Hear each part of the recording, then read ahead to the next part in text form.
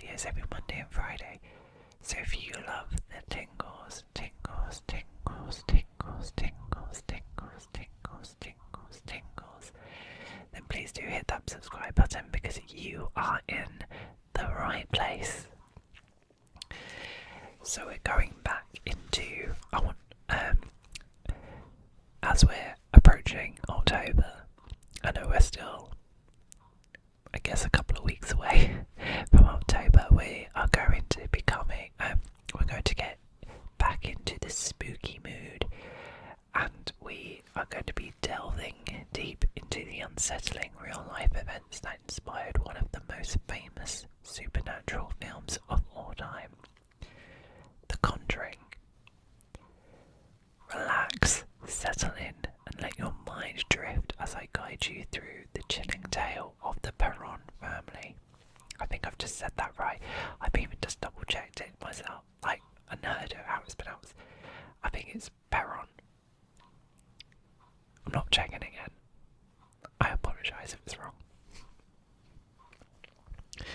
And their haunted farmhouse. Let the calmness of my voice bring you comfort as we explore the unknown. It was the winter of 1971 when the Perron family first arrived at their new home, a sprawling 14-room farmhouse in Harrisville, Rhode Island. The house is known as the Arnold Estate and was over 200 years old, steeped in history, and surrounded by vast, scenic farmland. Caroline and Roger were excited to start their new life in this charming home, along with their 5 daughters, Andrea, Nancy, Christine, Cindy, and April. But from the very beginning, there was something about the house that didn't feel quite right. The atmosphere was heavy. The air felt thick, and the silence almost suffocating. Though the house was beautiful, it had a strange energy, as if it held secrets that had long been buried in its walls. At first, the disturbances were subtle, so subtle that the family dismissed them as quirks of an old house. But soon, these minor incidents evolved into something much more sinister. Imagine this. Doors would open and close by themselves, even when no one was near them. At night, the daughters would feel their beds being tugged at or moved slightly, as if invisible force was playing with them. There were knocks on the walls, soft at first but growing louder and more persistent over time. Cold drafts would sweep through the rooms, even when the windows were tightly shut. These unsettling occurrences were the early signs of a malevolent presence. A dark presence, basically, that seemed to be lurking in the shadows. Each family member experienced something different. Andrea, the eldest daughter, would often hear faint whispering voices that seemed to be calling her name. Cindy, one of the younger girls, often woke up in the middle of the night, feeling of an unseen hand brushing through her hair. The family pets, normally playful and energetic, began behaving strangely, growling or whimpering at the corners of the house where nothing could be seen. They do say pets can pick up on the paranormal. Soon it became clear that they were not alone in the house. The spirits that inhabited the home seemed to become more active. Shh. especially at night. Objects would move on their own, furniture shifting, pictures falling off the walls, and strange noises echoing through the house. One particularly eerie event involved a broom, which Caroline had placed in the corner of the kitchen. The broom would repeatedly disappear and only reappear in another part of the house, or standing upright in the middle of the room, as if someone had been using it.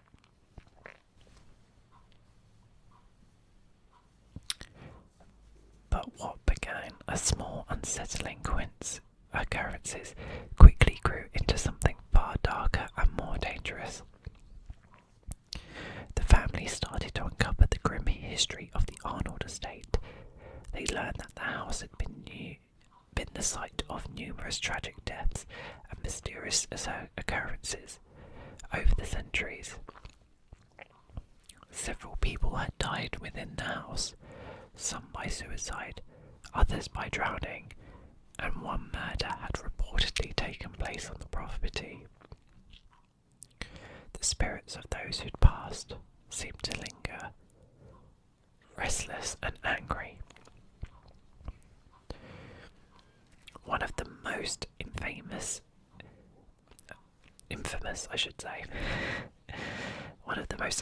figures associated with the house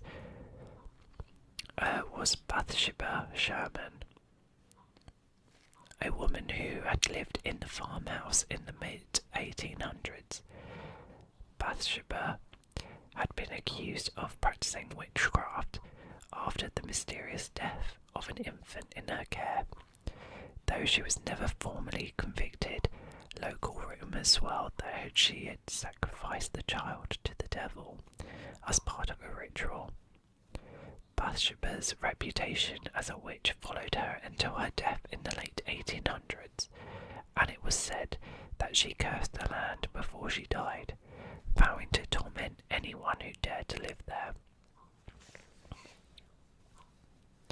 The family believed that Bathsheba's spirit was the most dark presence in the house, and she singled out Caroline, the mother, as her target.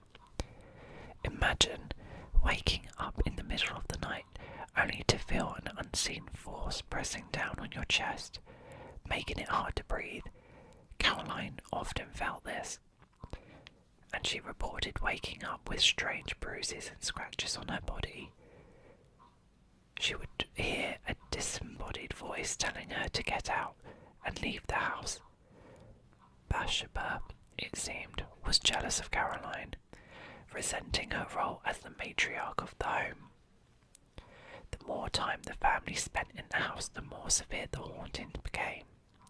The spirits began to show themselves more frequently, sometimes in the form of fleeting shadows, other times as full apparitions. One of the daughters, April, claimed to have made friends with a spirit named Oliver Richardson, who had lived in the house many years before. But even the friendlier spirits could not overshadow the darkness of Bathsheba. By this point, the family were living in constant fear. Caroline's health began to deteriorate, and the tension in the house grew unbearable. Desperate for help, the family reached out to Ed and Lorraine Warren, renowned paranormal investigators known for their work with supernatural entities. When the Warrens arrived at the farmhouse, Lorraine, a clairvoyant, immediately sensed a dark presence in the house.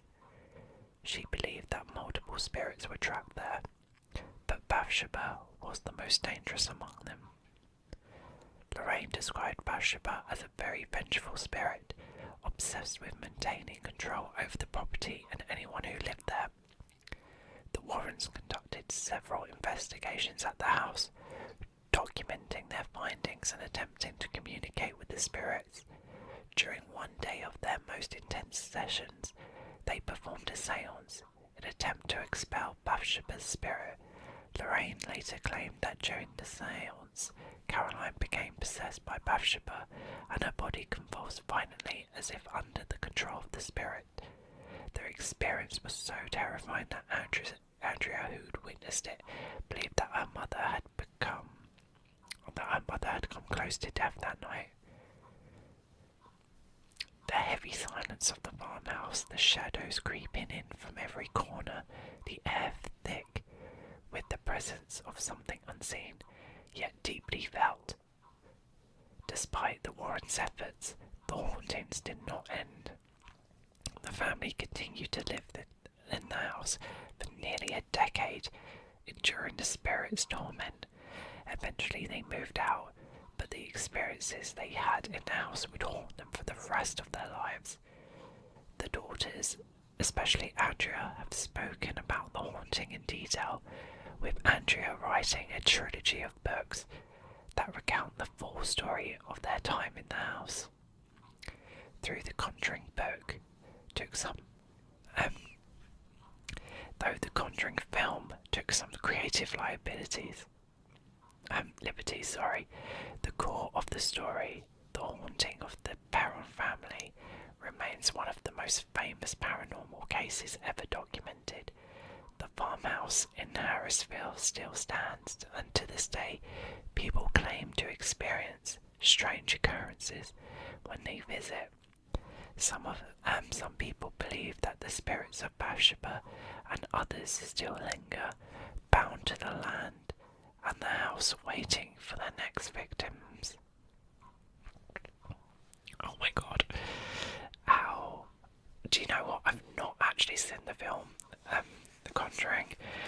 I like the idea of films like this, but I'm too scared to watch them on my own. So, yeah, and stuff like that. I then think about it for ages and ages. Like, I like shows like Most Haunted, but if I watch too much Most Haunted, then I then get a little bit spooked. I mean, I find all this stuff really interesting, and I love the paranormal. I don't think I've had any experiences that I know of, but yeah, I find the whole thing very interesting indeed. And yeah, I'm not quite sure how to feel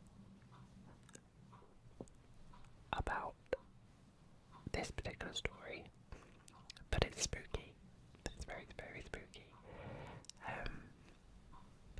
I like to think it's true, and if it is, then it's fucking terrifying.